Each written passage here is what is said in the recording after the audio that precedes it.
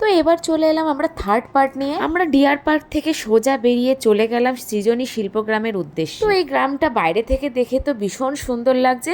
তো এখানে সোজা এন্ট্রি নিয়ে চলে গেলাম টিকিট কাউন্টারের দিকে। তো এখানে বোর্ডে ওপেনিং এর টাইম টেবিল ও টিকিটের দাম সব লেখা আছে, তোমরা চাইলে পজ করেও দেখে নিতে পারো। তারপর টিকিট কাউন্টারে গিয়ে বিশ্বজিৎ ডিফেন্সের আই কার্ড দেখাতে, তো এখানেও টিকিট আমাদের কাটতে হয়নি। তারপর সোজা চলে গেলাম গ্রামের ভেতরে।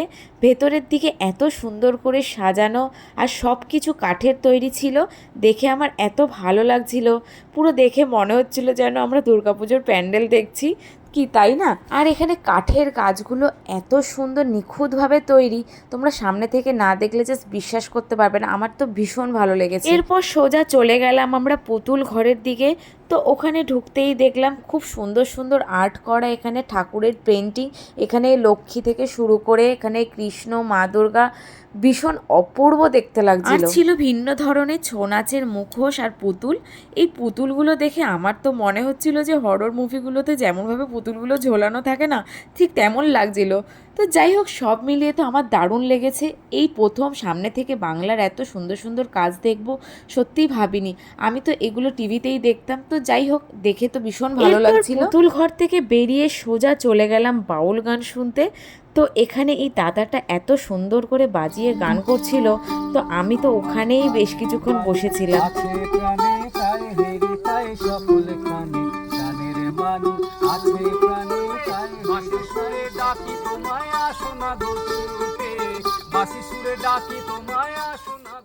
তারপর এই দাদাটার সাথে বেশ কিছুক্ষণ কথা বলে সোজা চলে গেলাম হাটের দিকে। এদিকে কি সুন্দর নীল নীল ফুল ফুটেছে, জানি না এগুলো কি ফুল। আর এখানে দেখো কি সুন্দর ছোট ছোট সূর্যমুখী ফুল ফুটেছে।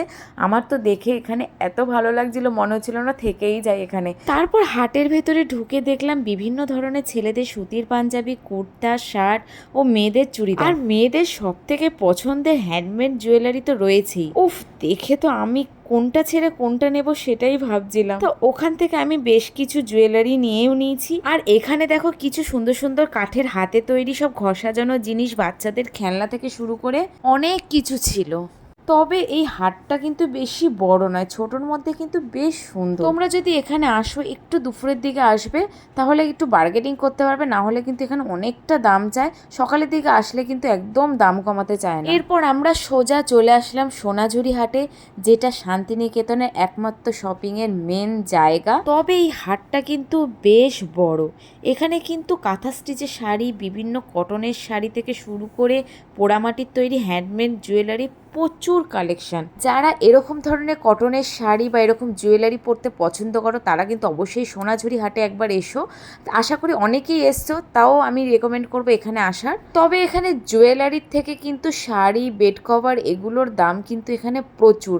তো তোমরা এখানে চাইলে হ্যান্ডমেড ব্যাগ বা জুয়েলারি তোমরা নিতেই পারো। তবে তোমরা শাড়ি বা বেড কভার যে যেখানে থাকো সেখানে আশেপাশের দোকান থেকে পারচেস করতে পারো, সেরকমই অ্যাপ্রক্স দাম গিয়ে পড়ে, খুব একটা কমায় না এখানে। এরপর এখানে রূপকে একটা একতারা কিনে দিল। রূপ অনেকক্ষণ ধরে বায়না করছিল এটা কিনবে করে, তো এখানে একটা ভাই বিক্রি করছিল, তার থেকেই কিনে দিল।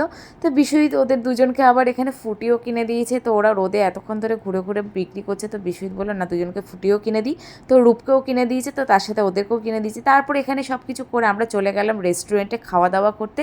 তো রোদের মধ্যে ঘুরে ঘুরে ভীষণ জোর খিদে পেয়ে গেছে। তবে এই রেস্টুরেন্টটা কিন্তু একদম সোনাঝুরি হাটের ভেতরেই। এই রেস্টুরেন্টের চেয়ার টেবিলগুলো একদম কাঠের তৈরি। আর এদিকে দেখো এখানে একটা বাবুই পাখির বাসা রয়েছে, এটা কিন্তু একদম অরিজিনাল। এই রেস্টুরেন্টটা ছিল সেই একদম সাঁওতালদের দেখবে গ্রামের যে ঘরগুলো হয় বা পোড়া বাঁশের মতন, ওই রকম একটা ব্যাপার আদলে তৈরি।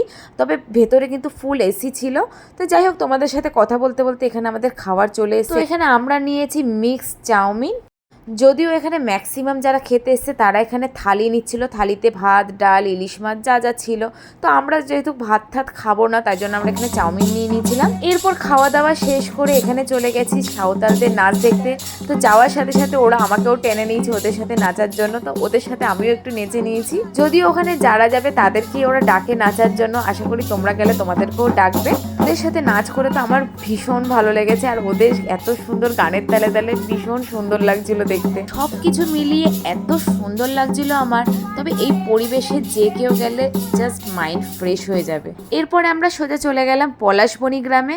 হ্যাঁ, ঠিকই ধরেছে, যেখানে বাহা শুটিংটা হয়েছিল সেই গ্রামে। আর এদিকে দেখো এই হাঁস দুটোকে কি কিউট লাগছে দেখে। এরপর সোজা চলে গেলাম গ্রামের ভেতরের দিকে। তো আমি কখনো এতটা কাছ থেকে গ্রাম দেখিনি, এই ফার্স্ট টাইম আমি এত কাছ থেকে গ্রাম এক্সপ্লোর করছি। তো এইভাবে পায়ে হেঁটে গ্রামের ভেতরে আমি তো এখান থেকে জাস্ট বেরোতেই চাইছিলাম না, বিশ্বজিৎ কোনো রকমে আমাকে হাত ধরে টেনে এখান থেকে বার করেছে। আমি টিভির মধ্যে এরকম গ্রাম ট্রাম সচরাচর দেখেছি, তো এরকম সামনাসামনি দেখিনি, তো দেখে তো আমি জাস্ট হারিয়েই গেছিলাম। তো যাই হোক, এবার নেক্সট দিন আমরা এবার হোটেল চেক আউট করে বেরিয়ে পড়েছি বাড়ির উদ্দেশ্যে রওনা দেওয়ার জন্য। তো আমাদের যেহেতু গাড়ির টাইমিং ছিল 3টের সময়, তো আমাদের হাতে অনেকটা সময় ছিল, আমরা 10:30টার মধ্যে চেক আউট করে বেরিয়ে পড়েছি। তো এখানে গাড়ি দাদাটা বললো এখানে শান্তিনিকেতনে অনেক আরও সাইট সিন দেখা আছে, তো দেখিয়ে দেবে সেদিন। তো আমরা সেটা দেখার উদ্দেশ্যে বেরিয়েছি, যদিও বাইরের থেকে সব দেখতে হয়েছে, ভেতরে কিন্তু ঢুকতে দেওয়া হয়নি। এরপর কাউকে ঢুকতে দেওয়াও হয় না, যেহেতু করোনার টাইম থেকে ওরা সেটা বন্ধ করে দিয়েছে। তো তোমরা ওখানে না গেলে কিছু বুঝতে পারবে না, এইভাবে বলা অসম্ভব। এরপর আমরা সোজা চলে গেলাম মিউজিয়ামে। এখানে রবি ঠাকুরের বেশ কিছু জিনিস সংরক্ষণ করে রাখা হয়েছে। তো এখানে কিন্তু প্রবেশ মূল্য বেশ কিছু টাকা লাগবে, এখানে দেখতেই পাচ্ছ কি লেখা রয়েছে। তো আমাদের যেহেতু ডিফেন্সের কার্ড ছিল বলে আমাদের তেমন কিছু লাগেনি, তো আমরা সোজা এন্ট্রি নিয়ে নিয়েছি। তবে এখানে ঢুকতে দেওয়া হলেও এখানে কিন্তু মিউজিয়ামের ভেতরে কিন্তু কোনো ফোন বা ক্যামেরার কোনো অ্যালাউ নেই, তবে জায়গাটা কিন্তু এখানে বেশ সুন্দর ছিল। এরপরে আমি আর রূপ সোজা চলে গেলাম এখানে মিউজিয়ামের সামনে। আর এখানে কিন্তু জুতো পরে ঢোকার অ্যালাউ নেই, তো জুতো ছাড়ার জন্য কিন্তু আলাদা জায়গা আছে। তাহলে চলো মিউজিয়ামের ভেতর থেকে এসে তারপরে তোমাদের সাথে দেখা হচ্ছে। তবে এই জায়গাতে আর বিশেষ কিছু তেমন দেখার নেই, তবে এই জায়গাগুলোতে এত সুন্দর সুন্দর গাছ থাকাতে তোমরা কিন্তু রিলস বা ফটোশ্যুট এখানে করতেই পারো। এরপর মিউজিয়াম থেকে বেরিয়ে ঠান্ডা ঠান্ডা মিষ্টি দই খেয়ে সোজা উঠে পড়লাম টোটোতে। তারপর আরও কিছু সাইট সিন দেখে সোজা চলে গেলাম লাঞ্চ করতে। তবে এই হোটেলটা কিন্তু বেস্ট ছিল। তো আমরা এখানে কিন্তু ফ্রাইড রাইস বা চিকেন এরকম কিছু ট্রাই করব বলে ঢুকেছিলাম। তো আমরা কিন্তু ঢুকে একদম বোকা হয়ে গেছি। এখানে দুপুরে কিন্তু ভাত ডাল মাছ ছাড়া কিছুই পাওয়া যায় না, এইসব পাওয়া যায় রাতের দিকে। তবে এই লাঞ্চ থালিটা কিন্তু আমাদের বেশ ভালো লেগেছিল। এখানে পমফ্রেট কাতলা যেটা যেটা চাইবে সেটাই পাওয়া যাবে। এরপরে খাওয়া দাওয়া শেষ করে আমরা সোজা চলে গেলাম বোলপুর স্টেশনে। এখানে আমাদের গাড়িও ঢুকে পড়েছে অলরেডি। তো তোমাদের ব্লগটা কেমন লাগলো অবশ্যই কমেন্টে জানিও। আমাদের তো ট্যুরটা ভীষণ ভালো লেগেছে। এখনকার মতন টাটা।